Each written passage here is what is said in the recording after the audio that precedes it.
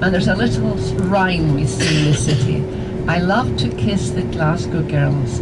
I love to kiss their lips, just to get the flavour of that Glasgow fish and chips. George Want to see the cold. the ugly squid.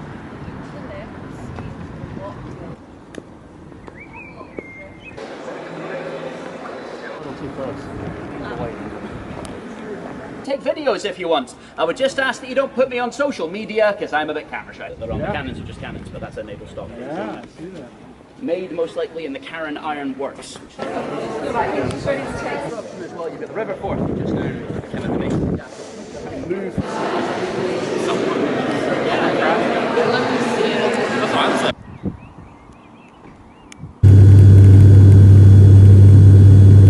Today is our last day here in Scotland. We're just doing a tour of Glasgow and going to a castle. Then we head home super early in the morning tomorrow. That is a whole 2 weeks here in Scotland.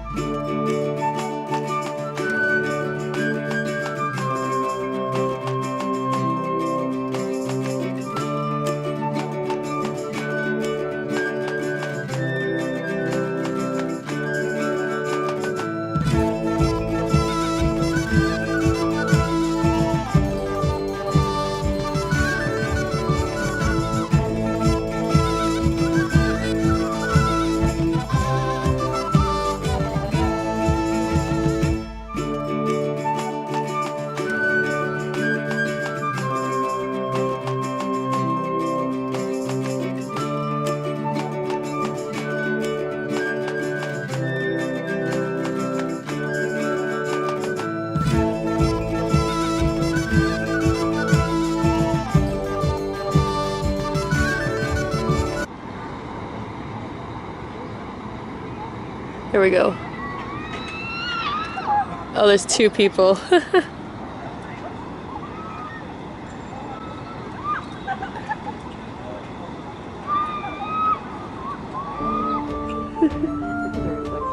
know. Oh, that's so cool. There we go. My mom got one. Success! Are you freaking kidding me? This is in a museum now? Really? Stupid car. Oh, this thing.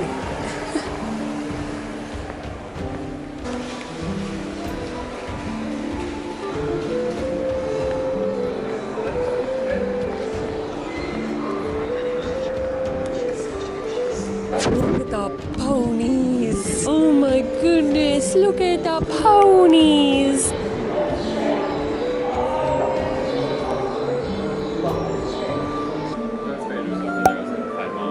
Darth Vader. My pals. Oh my god. Oh hell yeah.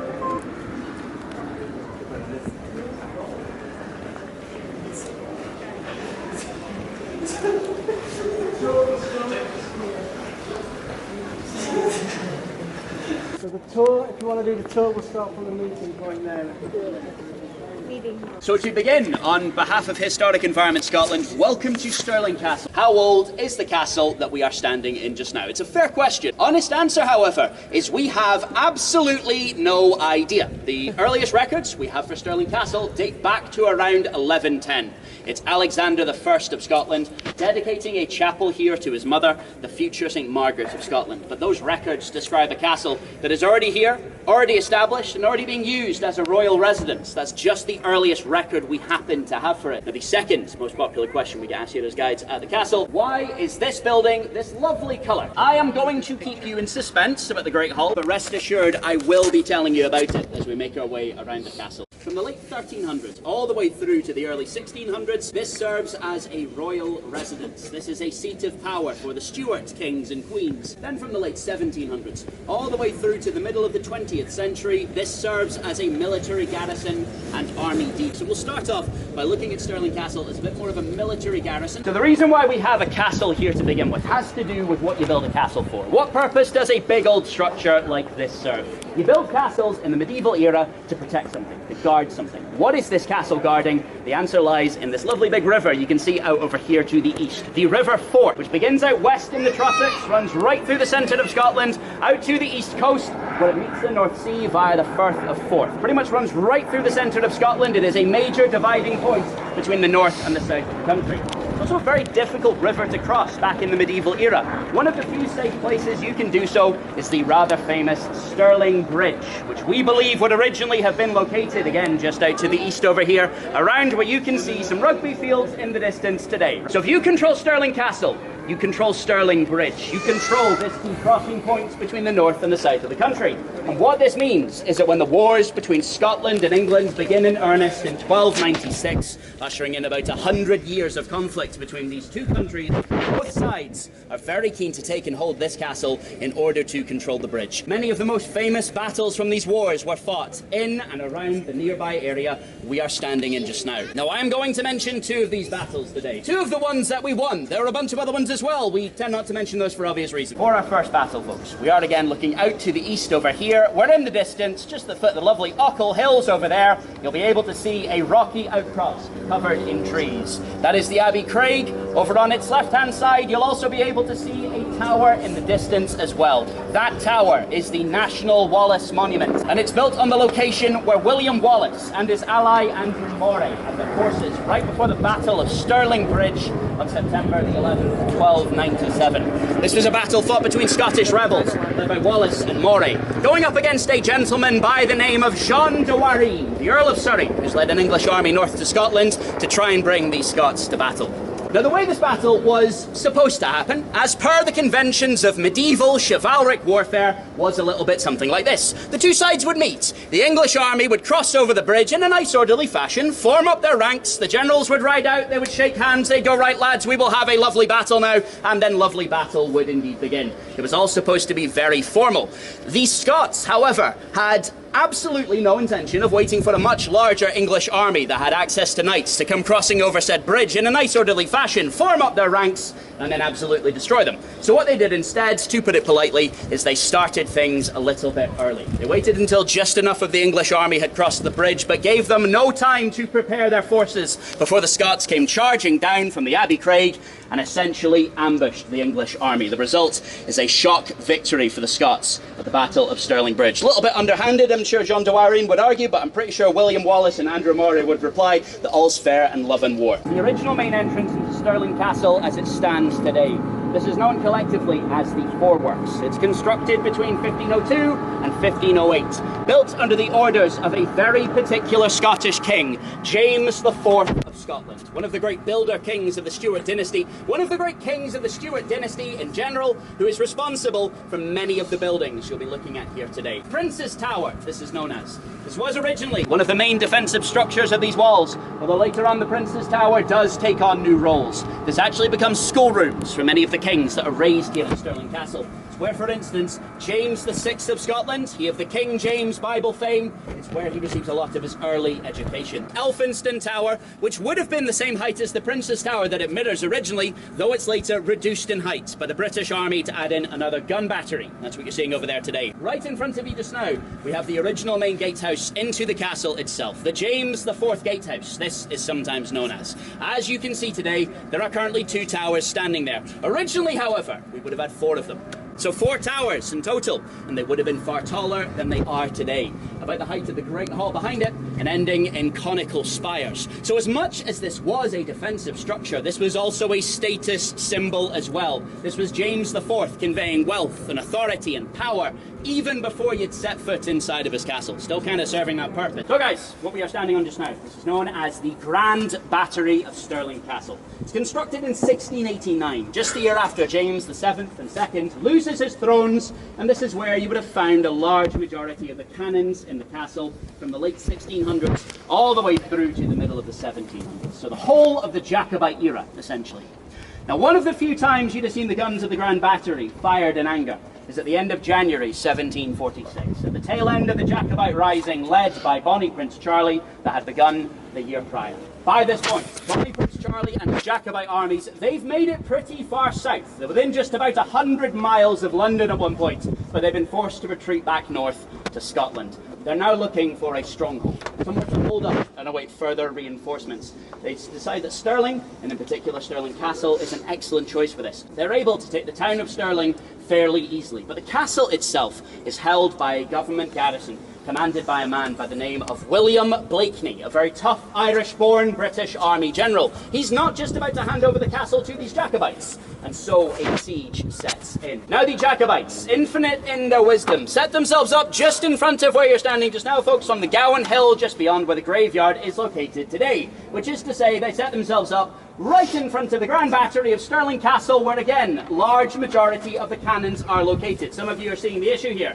The Jacobites don't. It takes the Jacobites several days to dig in their position, get their own guns in place, get their own forces in place. All this time, the government forces within the castle, probably not believing their luck. They are sighting the Jacobite lines. They're getting their own cannons ready. They may be firing off a couple test shots. They are well prepared for any attack that's going to take place. That attack does indeed begin at the end of January 1746. The guns of the Jacobites open fire on Stirling Castle, and the guns of the Grand Battery respond in kind. Just a few hours later, the Jacobites are quite literally blown off the Gowan Hill. They lose a number of their cannons, quite a few of their soldiers, and they've also become aware that the Duke of Cumberland is moving north with another government army to try and bring these Jacobites to battle. So the Jacobites are forced to break off the siege and continue retreating up north, where just a few months later the entire Jacobite cause will reach a rather climactic end just outside of Inverness in April 1746 at the Battle of Culloden.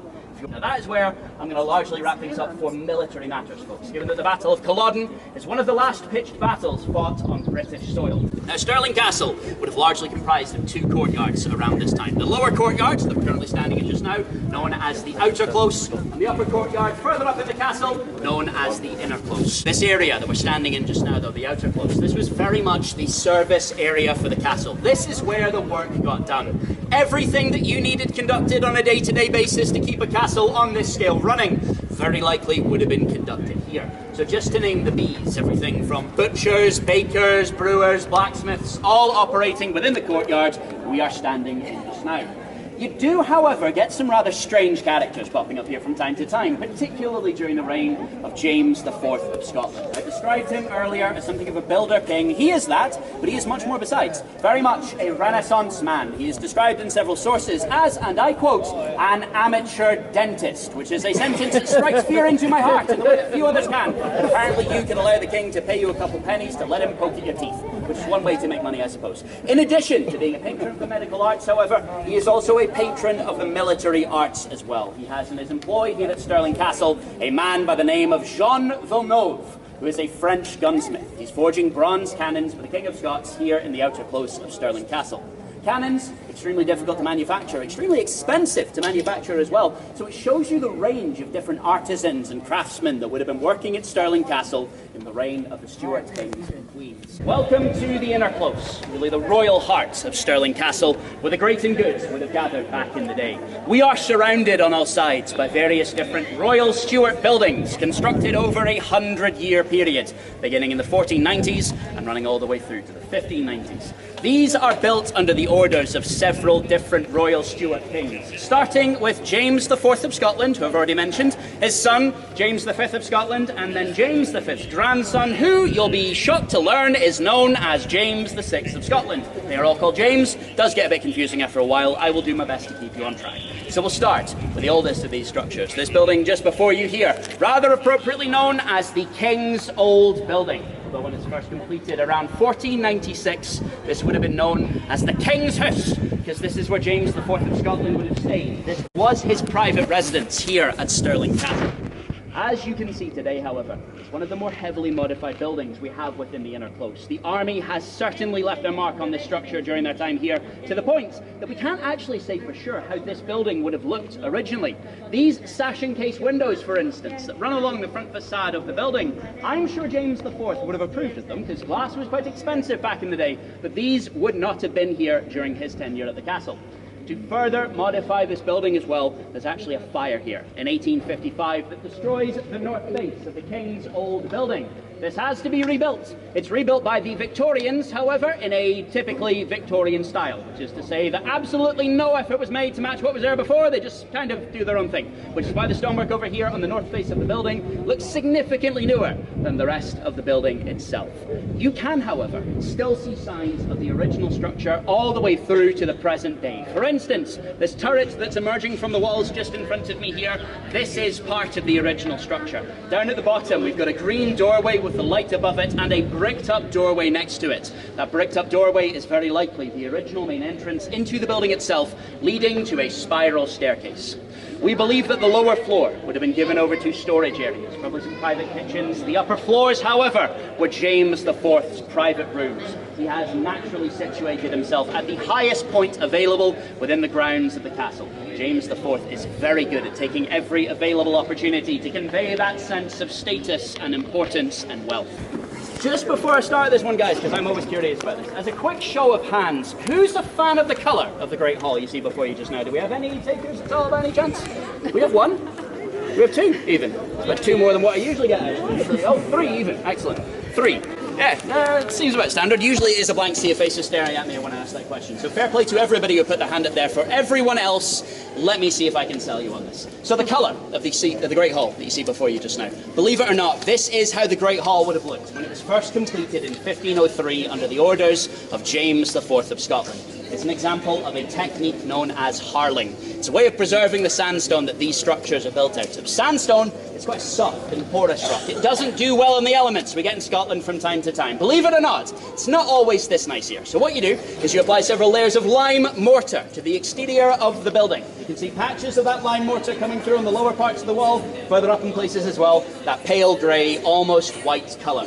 So the lime mortar on its own not quite fancy enough for a king, which means there's a final layer of lime wash dyed with yellow and burnt ochre applied to the exterior of the building to give it that quite distinct colour that you see today, known as King's Gold, named so because only the king can afford to use it. And it wouldn't have just been the Great Hall decorated like this. Everything from the King's Old Building that we were just looking at to the palace I'm about to tell you about, even the James IV Gatehouse that we wandered through earlier on, all of these structures would have been harled and lime washed in a similar fashion to this back in the day. So as you can imagine, Stirling Castle would have really stood out in the landscape back during the reign of the Stuart kings and queens. That was very much intentional. You don't paint your castle this colour unless you are trying to get a message across, namely, look how rich and powerful I am, I can paint my castle gold. It's not subtle, but it does get that point across quite nicely. Now this was one of the finishing touches for the restoration of the Great Hall, completed in the year 1999. So for several years, this whole building was covered in cladding and scaffolding. Prior to its restoration, the Great Hall would have looked fairly similar to the King's Old Building that it mirrored. So I would like to say that when the cladding and scaffolding came down and we exposed the newly restored Great Hall to the good people of Scotland, that everybody was thrilled by what we'd done with the place. I would be lying, however, if I claimed that. We had quite a few letters of complaint. Then even more letters of complaint on top of that, and then so the story goes, a question raised at Prime Minister's question time down south at the Houses of Parliament, something to the tune of how are they allowed to vandalise the castle here at Stirling. People were not thrilled. And to be fair to them, this just doesn't fit with our image of castles anymore. When we think castles these days, we think big, grim, foreboding stone buildings. But again, these are royal residences that we're standing at the centre of just now. These are built by and for kings and queens who can afford a bit of colour and splendour and want everyone to know it. That is what we've tried to give people a sense of by restoring the Great Hall in the fashion you see today. So with that explanation out of the way, folks, I'm going to try for one more show of hands. Have I converted anybody to the colour of the Great Hall? Any new takers for it? There's a few more hands going up there. Excellent. I've sort of done my job. And to everybody else, fair play. I do see where you're coming from. I will absolutely accept it is not everybody's thing. I do need to pop inside and have a look at the interior. So if you want to follow me through the doors on the bottom left there, we will do exactly that just now. Welcome inside the Great Hall of Stirling Castle, constructed between 1497 and 1503. As you can probably tell by the scale of the space we are standing in just now, this was where the parties happened. This was the entertainment space for the Stuarts, kings and queens. If there was some sort of event or celebration happening here at Stirling Castle, this is very likely the venue they would have used. Now there's many different famous examples of such parties and celebrations occurring in here over the years. My personal favourite example, however, happens in late 1566 during the reign of Mary, Queen of Scots. Now, by the end of 1566, Mary had every reason to want to celebrate. Not only had she just about got her nobility back on side, she'd also completed one of the most important tasks a monarch has. She's just had a son and heir. She's continued the Stuart line as the future James VI of Scotland arriving on scene. Naturally, Mary's in the mood to celebrate this. Celebrate this she does. There is an event held in here for 3 days and 3 nights to celebrate the baptism of this son, attended not just by Scottish nobility, but English and French nobility as well. This is an international event within the Great Hall. It's also one of the earliest recorded examples of fireworks being used in Scotland as part of this event. I'll draw your attention to a couple key features within the hall, folks. So just in front of us here, for instance, all the way on the far side, just above where we wandered in from, this is the Minstrel's Gallery. It's where you would have had your musicians playing out to the guests within the hall. Up on our right as well, folks, that little alcove you can see above us on the walls there, that is the Trumpeter's Loft. It's where you would have had the Herald of Scotland announcing the arrival of the King and Queen into the building. Above us, we have a restored version of the original Hammerby roof. This has been rebuilt using the same crafting methods they would have used back in the 16th century. There's no nails and screws up there. It's capable of bearing and supporting its own weight. And there are several thousand wooden pegs being used to hold the structure up as well. Really gives you a sense of the feats of engineering they were capable of back in the 1500s. These are remarkably clever people back in the day. And of course, what we are standing on just now, raised up a step just to drive home the point that the people sitting up here are a step above everybody else. Also, the lovely big windows around us just now, they are in the warmest part of the Great Hall thanks to their own private fireplace. Hanging above this fireplace though, folks, you'll also be able to see a cloth of estate, emblazoned with the coat of arms that James IV takes on. Right at the centre of this, we have a shield with the lion rampant upon it, a traditional symbol of Scottish kingship. On either side of it, we have two unicorns as well, another royal symbol. As well, you'll see a chain with the St. Andrew's cross upon it, representing the patron saint of Scotland. And above it all, we have the words, "In my defence." Short for, "In my defence, may God defend me." It's a motto that James IV frequently uses. This is one of the finest examples, I think at least, of Renaissance architecture, not just in Scotland, but the whole of the UK. There really isn't a lot like this palace that you have before you just now. When it's first completed, there are over 200 statues adorning the exterior of the building, all of them representing different aspects of James V's rule. Some of them are a little bit more threatening and warlike, some of them are a bit more cultural. The ones you see before you just now, however, if you quickly squint through the sun, in addition to being some of the best preserved statues that we have, these are something of a mission statement by James V. What he believes his reign is going to be. He is conveying that mission statement through the medium of Greco-Roman gods and symbols. Flora, she's sometimes known as, her purpose really speaks for itself. Next to her, we have Saturn, representing, amongst other things, agriculture and wealth. Next to him at the centre here, we have Venus, goddess of love and peace. And next to her, we have Ganymede, cupbearer of the gods, a symbol of prosperity. Then, finally, folks, all the way over here on your far left, just to show you how modest a man he was, we have James V himself up on a pedestal. We believe this is James because if you look just above him, you'll be able to see a lion, royal symbol, holding a book emblazoned with the royal cipher I5, Jacobus 5, or James V of Scotland. You'll actually see that I5 repeated above all the walls as well, or the windows, I should say. He is very keen to let you know whose palace this is. All the traits of a golden age. What James V believes his reign is going to be. It is a fantastic mission statement. Doesn't quite work out that way for James V, though, to be entirely honest with you. He probably doesn't even see this palace fully finished before he is dead after the Battle of Solway Moss in December 1542. However, this is where his wife, Marie de Guise, would have been staying, and it's where she brings their infant daughter shortly after her birth. So in many ways, you are looking at the childhood home of Mary, Queen of Scots right now. This is where she will spend the first 5 or so years of her life before she goes across to France, so it's still an extremely important location in Scotland's history. We are going to turn our attention to the last of the Royal Stuart buildings to be constructed here at Stirling Castle, the Chapel Royal. Just before I start as well, guys, it's worth mentioning that the acoustics in here can be a wee bit of a challenge at points, so we do have some music playing from time to time. As last of the Royal Stuart buildings to be constructed here at Stirling Castle. This is built in 1594 with a very particular purpose in mind. In February of 1594, James VI has his firstborn son arriving on scene, Prince Henry. The baptism of this son is going to be an international event, attended not just by Scottish nobility, but English and European nobility as well, and James VI felt that the previous Chapel Royal that stood here at the time was no longer fit for this rather important purpose. So in February of 1594, the same month that his son is born, James orders that previous Chapel Royal that stood here demolished. And by August of 1594, this entire building that we are standing in has been completed. They built this in just 6 or 7 months, believe it or not. They could throw these up pretty fast back in the day if they had enough money to throw it in, of course. James VI spends a fortune getting this built in time. Now the frieze, you see adorning the upper walls of the interior, this doesn't go all the way back to 1594, it's a little bit more recent than that. This is painted around 1628 by a man by the name of Valentine Jenkin. He's doing so for the arrival of Charles I in Scotland, sprucing the place up a bit, giving it a fresh coat of paint.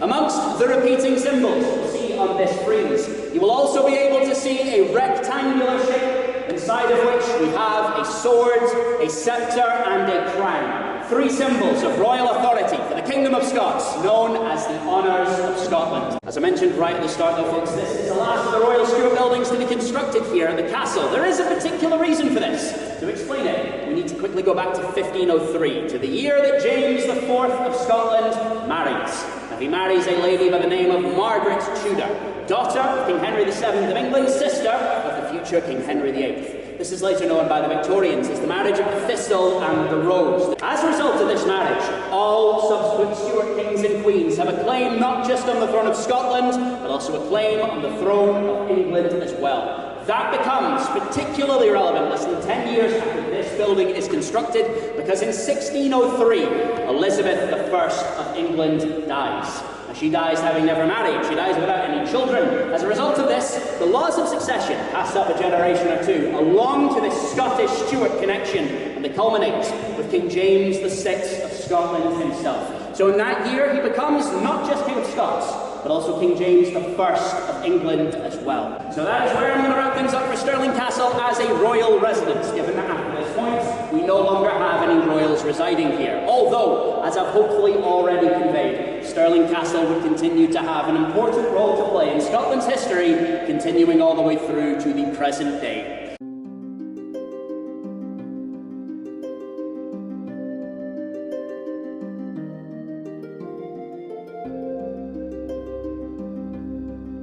Oh, I love the recreations.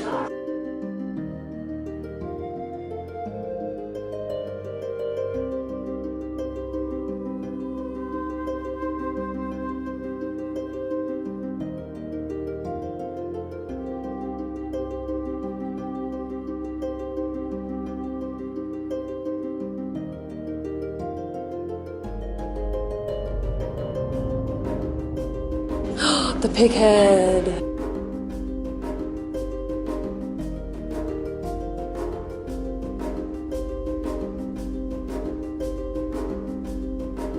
Detail of everything is just insane.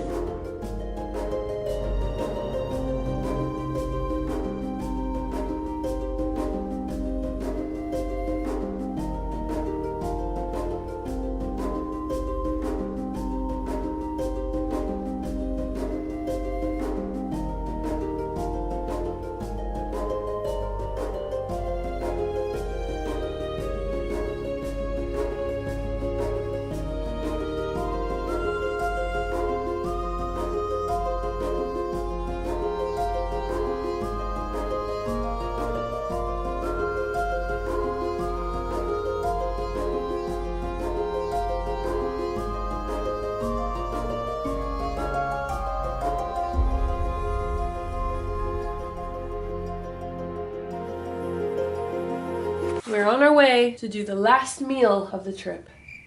Been a long and exhausting 2 weeks. Let's go! You're picking that one? It's the only one making noise.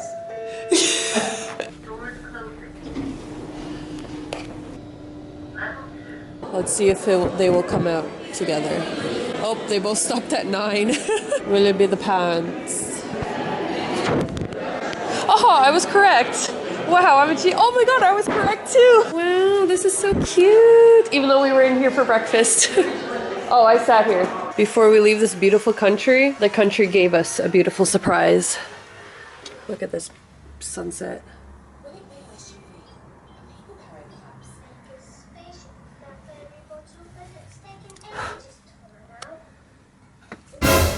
That's just my face. Bye, Scotland!